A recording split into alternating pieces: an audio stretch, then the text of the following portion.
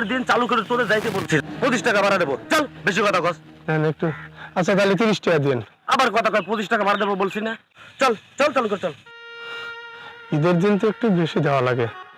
ও, কি একটা দরকার, 25 টাকা দিতে বলতে আমি জামা শেষ হবে, ওটা তোর চালু করে বলতেছি। চল চল চল নামাজ পড়তে তো আমিও যাবো। চল।